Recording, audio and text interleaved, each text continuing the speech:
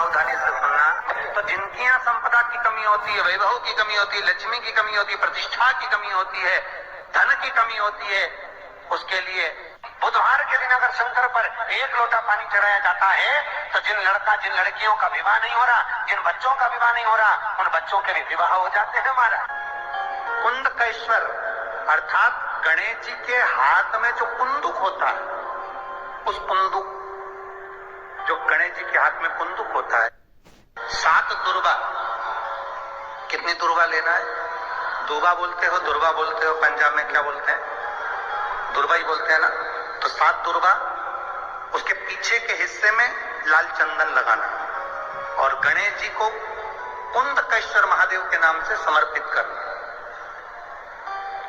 जब दुर्वा चढ़े, उस पहले तो आप कुंदकेश्वर महादेव का नाम ले लेना। जब दुर्वा गणेश जी के पास में चढ़े तब चंद्र गणेश का स्मरण कर लेना और अपने दिल की बात बाबा से प्रार्थना कर उस दुर्वा को चढ़ाओ। एक दुर्वा उसमें से मांग कर लेकर आओ। जिस दुर्वा को जब मांग कर लेकर आओ तो वो जो व्यक्ति नशे में धुत रहता है या गलत काम में धुत रहता है, उसको वो दुर्वा सुबह खाली पेट एक दुर्वा उसको खाने को दो। नहीं खाए तो उसको कोई भोजन आदि के साथ में उसको दो। उसका नशा धीरे धीरे धीरे धीरे वो छोड़ देगा और श्रेष्ठ बन जाएगा। दानी में या शरीर में कहीं गठान आ गई है, कहीं गांठ आ गई आपके शरीर में, और ये बात अपनी याद रखना, पड़ोसी की यहाँ भी तकलीफ हो तो आप बता सकते हो, रिश्तेदारों की यहाँ भी तकलीफ है तो आप बता सकते हो। डॉक्टर ने कह दिया कि शरीर में गांठ है, बच्चेदानी में गांठ है, या पेट में गांठ है, या शरीर के किसी अंग में गांठ है। एक बेलपत्र लीजिए, दुर्वा लीजिए, दुर्वा और बेलपत्र को लेकर जब शिव जी के मंदिर में आप समर्पित करें, हमेशा बेलपत्र आप चढ़ाते हैं ऐसी, कैसी चढ़ाते हैं? ऐसी। जब आप दुर्वा और बेलपत्र शिव जी के मंदिर में शिवालय पर चढ़ाएंगे, शिवलिंग पर, तो वो ऐसी समर्पित करी हुई दुर्वा उस पर रखी हुई। 7 बार जो लोटे में जल भरा हुआ है, कलश के अंदर जल है, वो कुंदकेश्वर महादेव का नाम लेकर दक्षिण में बैठकर उत्तर की ओर मुख कर 7 बार उसी जल को उसके ऊपर गिराना है, कुंदकेश्वर महादेव का नाम लेकर। उसमें से दुर्वा और बेलपत्र जो चढ़ी हुई आपकी है वो लेकर जाना है। 7 दुर्वा 7 दिन तक लगातार एक एक कर कुंदकेश्वर महादेव का नाम लेकर खाना है, और एक बेलपत्र 8वें दिन जो चढ़ी हुई बेलपत्र थी वो 8वें दिन खाना है। खाने के 15 दिन बाद आप जांच कराना प्रारंभ करिए। बाबा चाहेगा तो आपकी गठान कुंदकेश्वर महादेव उसको गला ही देगा, ये निश्चित है। शिव तत्व की प्राप्ति है कुंदकेश्वर महादेव।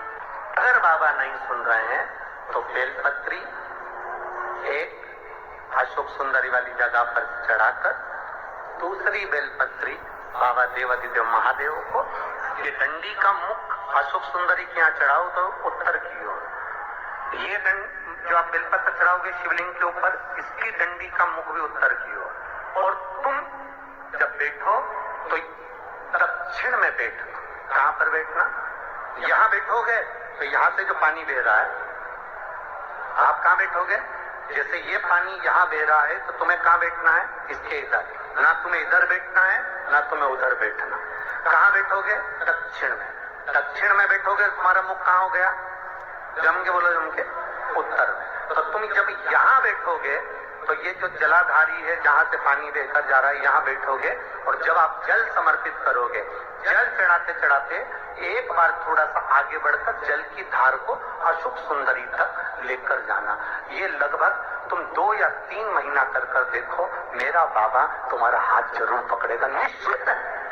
वो फल उस स्थान से प्राप्त होगा। आपसे भी निवेदन है, आपके छत्तीसगढ़ में, आपके घर के पास, आपके नगर के पास, आपके क्षेत्र में कहीं शिवालय है, शरीर में कष्ट आ गया, तकलीफ आ गई शरीर के अंदर, रोग आ गया शरीर के अंदर, कष्ट आ गया, कोई बड़ी बीमारी भी दिख रही है कि शरीर के अंदर आ गई, थोड़ा दिन दुर्वा को लाइए।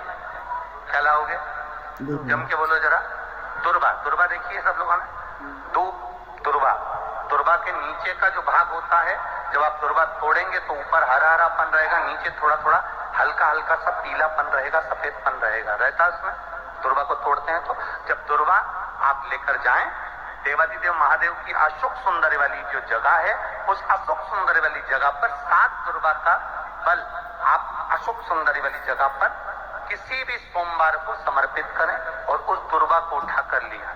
7 दुर्गा 7 दिन तक उसको गीले कपड़े के अंदर अच्छे दबा के रख लें और 7 दिन एक दुर्गा प्रतिदिन खाली पेट उसको खाना चबा चबा कर प्रारंभ करिए।